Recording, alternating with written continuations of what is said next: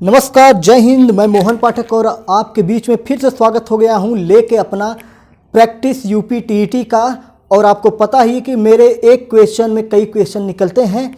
वैसे ये संस्कृत है, इसमें तो एक क्वेश्चन का जवाब एक ही होगा।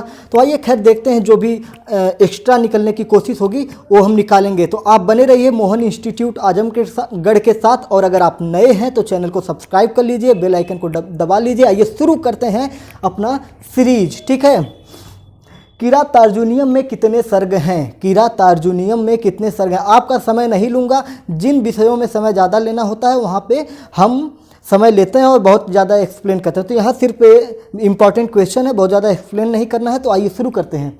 कम समय में ही आपको क्वेश्चन दे दूंगा और एक लड्डू लास्ट में ज़रूर लेके जाइएगा। एक लास्ट में मैं लड्डू देता हूँ, लास्ट में लड्डू देता हूँ, मतलब समझ रहे हैं कि ये 10 क्वेश्चन जो हैं इसके अलावा भी मैं एक्स्ट्रा क्वेश्चन देता हूँ, लेकिन लास्ट में देता हूँ। उसके लिए आपको तो लास्ट तक बने रहना पड़ेगा। किरात अर्जुनियम में कितने सर्ग हैं? किरात अर्जुनियम में कितने सर्ग हैं? तो भैया किरात अर्जुनियम क्या है, पहले किरात अर्जुनियम के बारे में जान लीजिए। तो किरात अर्जुनियम है भारवी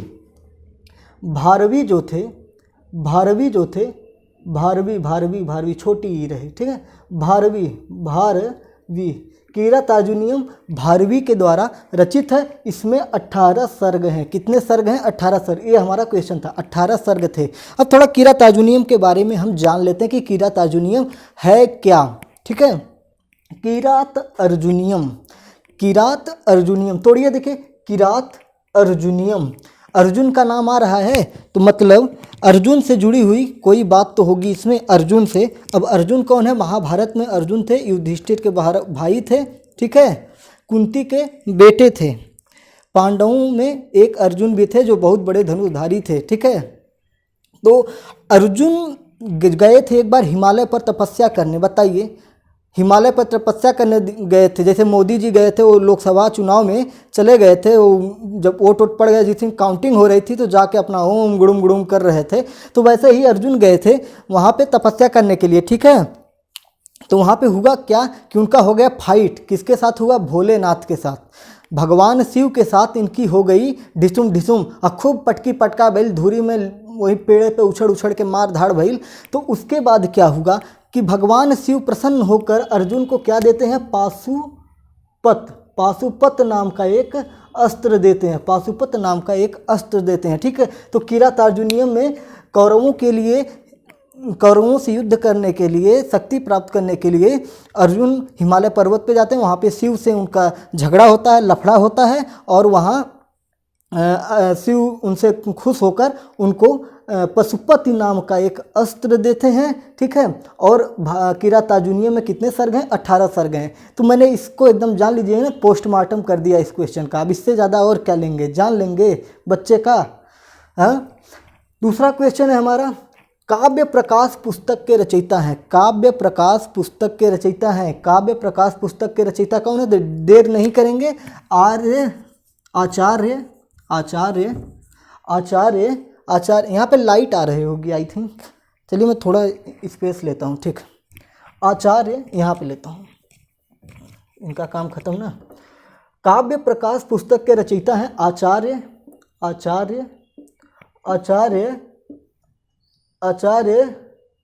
अम्मट। आचार्य कौन है? अम्मट। आचार्य अम्मट है, ठीक है। आचार्य अम्मट हैं।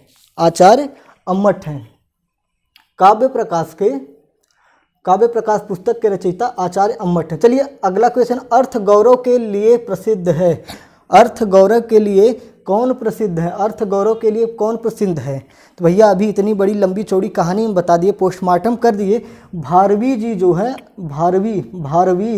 भारवी जो है, ये अर्थ गौरव के लिए प्रसिद्ध है। किसके लिए प्रसिद्ध है? अर्थ गौरव के लिए प्रसिद्ध है। ये हमारा यूपी टीईटी संस्कृत का पहला वीडियो है, लेक्चर, जो ब्लैक बोर्ड पे है, वाइट बोर्ड पे है, ठीक है। तो अगर पसंद आएगा तो आप लोग थोड़ा इसको लाइक कमेंट करिएगा, बताइएगा कैसा है। तो और आगे हम बहुत बढ़िया क्वेश्चन लेके आएंगे, ठीक है। उपमेय और उपमान के अभेद प्रकट करता है। अभी हिंदी में पीछे मैं इसको पढ़ा के आ रहा हूँ। उपमेय और उपमान में अभेद प्रकट करता है। देखिए संस्कृत लैंग्वेज है ये, तो इसमें शब्द थोड़े बढ़िया होंगे, ठीक है। तो उसको समझने की कोशिश करिए। संस्कृत, अब यूपी टेट का जो संस्कृत का पेपर आ रहा है, अब दो वर्षों से उसका पेपर पहले हिंदी में आता था, अब संस्कृत में संस्कृत वर्डों का यूज उसमें बहुत तगड़े से हो रहा है। तो जो संस्कृत में कमांड नहीं बनाएंगे, शब्दों पर अर्थ नहीं समझेंगे, तो आप सवाल कैसे हल करेंगे। उपमेय और उपमान के अभेद प्रकट करता है, तो इसका उत्तर होगा हिंदी में अभी हमने बहुत जोरदार बताया, जाके वहाँ पे देख लीजिए, रूपक अलंकार। ठीक है, रूपक का कहता है, और हिंदी में मैंने रूपक अलंकार अभी पढ़ाया है।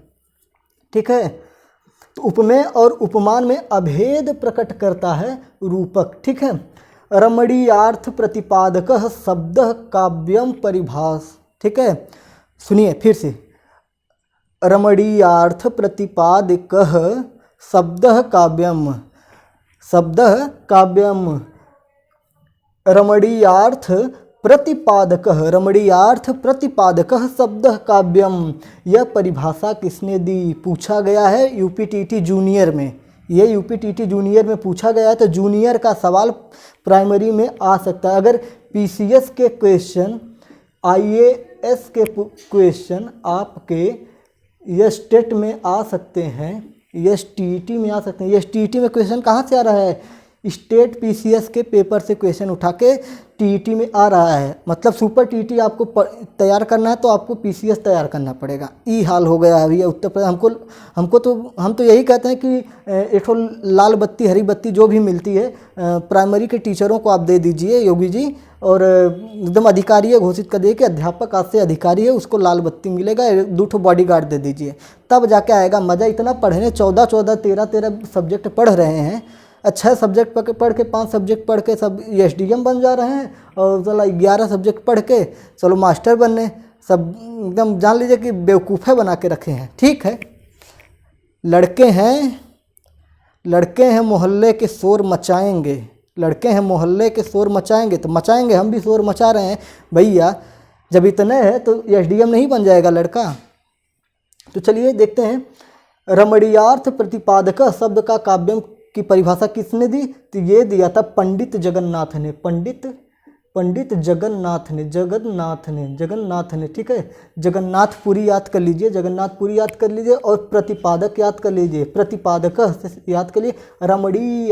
रमणीय माने मनोरम स्थल, तो रमणीय याद कर लीजिए, प्रतिपादक याद कर लीजिए, और जगन्नाथ याद कर लीजिए, आपका ये काम हो जाएगा। तो मेरे कहने का तात्पर्य था कि अगर पीसीएस के क्वेश्चन सुपर टेट में आ रहे हैं तो जूनियर के क्वेश्चन टेट में क्यों नहीं आएंगे? बिल्कुल आएंगे, कुछ भी हो सकता है योगी राज में। ठीक है, अगला क्वेश्चन, चंद्रशेखर में समास कौन सा है? चंद्रशेखर में समास कौन सा है? तो चंद्रशेखर किसे कहा जाता है? चंद्रशेखर मतलब चंद्रशेखर, चंद्रमा, शेखर मतलब शिखर, जिसके शिखर पर चंद्रमा सुशोभित हो। तो किसके शिखर पे चंद्रमा है? जिसके शिखर पे गंगा मैया है, तो भगवान शिव, अर्थात भगवान शिव। क्या बोध है? चंद्रशेखर का मतलब होता है एक तीसरे आदमी का बोध करा रहा है, मतलब अलग आदमी का बोध करा रहा है, अलग आदमी का बोध करा रहा है। चंद्रशेखर जो जब कभी किसी वर्ड से, किसी शब्द से किसी दूसरे व्यक्ति का बोध हो, जैसे चतुरानन, चतुर्भुज, ये सब क्या है? ये सब बहुब्रीहि समास हैं। जैसे आपका चंद्रशेखर क्या है? चंद्रशेखर बहुब्रीहि समास है। अगला क्वेश्चन क्या है? छंदानुगत शिक्षण प्रणाली है। छंदों के द्वारा किसको पढ़ाया जाता है? किस विषय को पढ़ाया जाता है? कहानी पढ़ाई जाती है, कविता पढ़ाई जाती है, गद्य, कहानी मतलब गद्य हो गया, कविता मतलब पद्य हो गया। तो छंदों के द्वारा मतलब लय, ताल। अब जैसे पढ़ाना है, मछली जल की रानी है, तो कैसे पढ़ना है? मछली जल की रानी है, जीवन उसका पानी। ऐसे कहानी की तरह थोड़े पढ़ेंगे। ठीक है, मछली जल की रानी है और जीवन उसका पानी, ऐसे थोड़े पढ़ाएंगे। पद में पढ़ाएंगे ना, लय में, मछली जल की रानी है, जीवन उसका पानी। तो ये क्या हो गया? पद्य हो गया, लय होगा, छंदों का प्रयोग हो रहा है इसमें। तो छंदानुगत, क्या क्वेश्चन है? छंदानुगत शिक्षण प्रणाली क्या है? तो पद्य में प्रयोग किया जाता है। पद्य में, पद्य में, पद्य में, पद्य में। गद्य मत लगा के चले आना, गद्यांशों में नहीं होता है, पद्यांशों में होता है। जैसे पद्यांशों में होता है, कबीरा खड़ा बाजार में मांगे सबकी खैर, ना काहू से दोस्ती और ना काहू से बैर। चैनल को सब्सक्राइब कर दीजिएगा। अगला क्वेश्चन है राजपुत्र। सब कहेंगे पगला गया है क्या, हर बतिये में कहता सब्सक्राइब कर लीजिएगा। भाई हमको भी पता चले कि हमको कितना लोग पढ़ रहे हैं। 10,000 से ज़्यादा लोग हमको पढ़ चुके हैं। 10,000 से ज़्यादा लोग इस चैनल पे आ चुके हैं। 1 लाख से ऊपर, 1 लाख से ऊपर इम्प्रेसिंग मतलब होता है कि 1 लाख लोगों के मोबाइल में मेरा वीडियो अपने आप गया है, अपने आप गया है 1 लाख लोगों के पास। और 10,000 से ज़्यादा लोगों ने उसको खोल के उसमें पढ़ाई की है। और मैंने करीब 100 घंटे प्लस, 100 घंटे से ज़्यादा मेरे चैनल पर लोगों ने 100 घंटे से ज़्यादा बिताया है। ठीक है, तो ठीक है, आइए। तो राजपुत्र में कौन सा समास है, राजपुत्र में कौन सा समास है, कंफ्यूज मत होइएगा। राजपुत्र में कौन सा समास है, राजपुत्र। अब इसका संधि विच्छेद करें, थोड़ा संधि विच्छेद करें। राज्ञ पुत्र, राज्ञ मतलब होता है राजा। कौन होता है, राजा, जिसका बजा देते हैं बाजा। और पुत्र मतलब होता है बेटा, मतलब राजा का पुत्र, राजा का पुत्र, राजा का पुत्र, राज्ञ पुत्र। ठीक है, राजपुत्र, राजपुत्र मतलब इसका हो गया राज्ञ पुत्र। तो राज्ञ पुत्र में कौन सा समास होगा, तत्पुरुष समास होगा, तत्पुरुष समास होगा, तत्पुरुष समास होगा। तो हमारे ये 10 क्वेश्चन कंप्लीट हो गए हैं। जैसा कि हर बार क्वेश्चन ख़त्म होने के बाद मैं लड्डू खिलाता हूँ, जैसे शुरू में आपको बताया, और हर वीडियो में मैं लड्डू खिलाता हूँ। तो आइए आपको लड्डू खिला रहे हैं। लीजिए लड्डू, ये खाइए लड्डू। आप भी क्या याद करेंगे, ये वाला मीठा लड्डू। महाकवि कालिदास, कालिदास, महाकवि कालिदास की रचना मैं बता रहा हूँ। अभिज्ञान शाकुंतलम, अभिज्ञान शाकुंतलम किसकी रचना है, महाकवि कालिदास की रचना है।